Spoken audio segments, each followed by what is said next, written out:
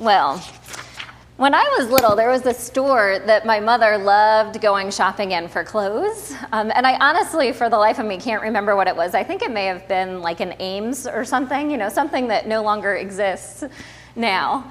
And it had these huge round clothes racks, right?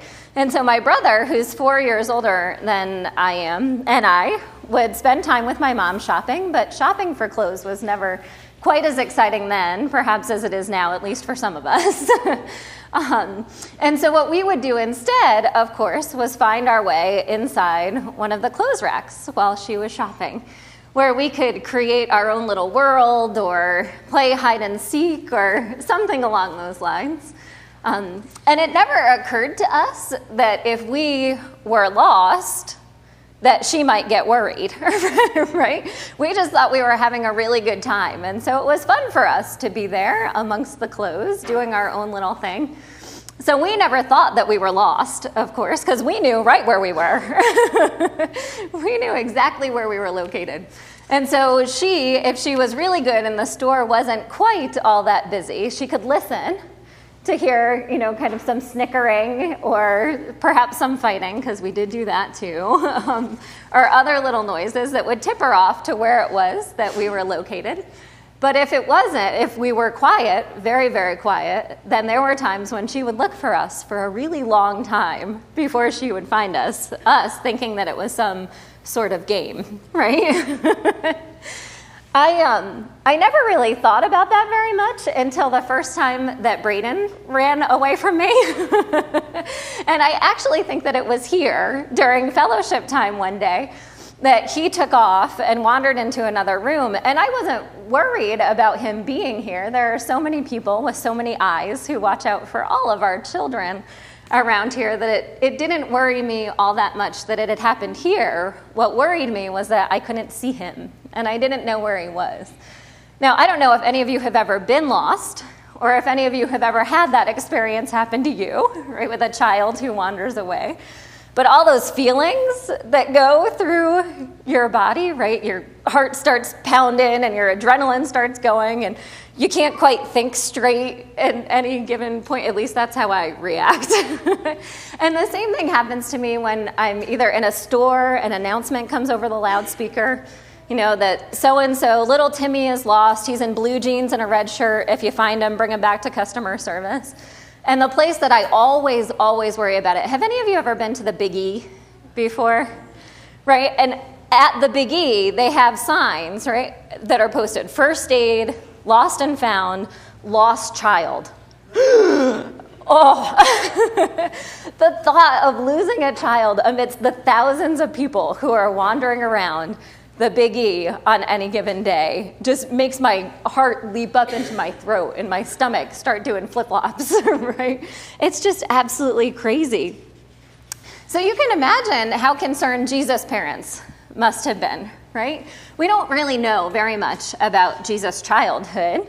We hear two stories in the Gospel of Luke that happen between the time when Jesus is born and when he begins his public ministry, right? So Jesus, the first one you hear is that Mary and Joseph were devout. They followed the religious traditions well, and so they brought him to the temple to be dedicated when he was about 8 days old.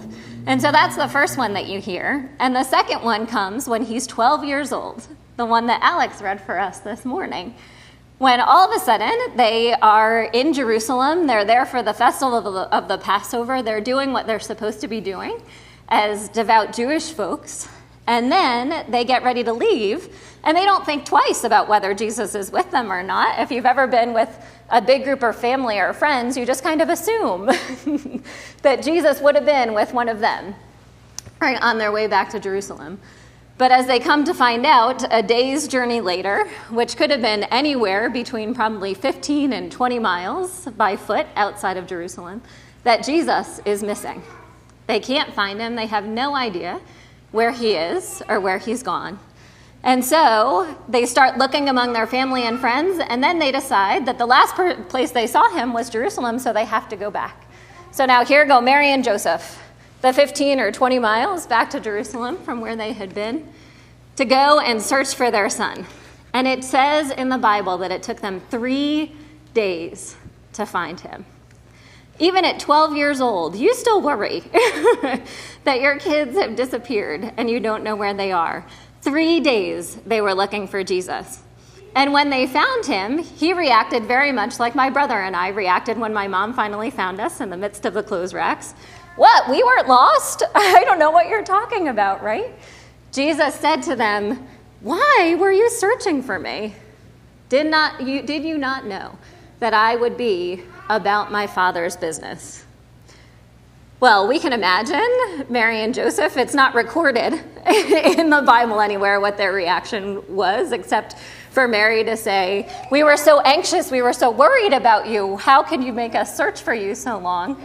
But you can think that perhaps they were a bit relieved, and on the other end of the coin, they may have been just a little bit upset, maybe just a little bit mad at Jesus for having stayed behind instead of following along with the group. Regular, ordinary parents. And so when that answer comes back to them, did you not know that I would be doing my Father's business? Did you not know that I would be in my Father's house? You can imagine they might have been a little bit confused.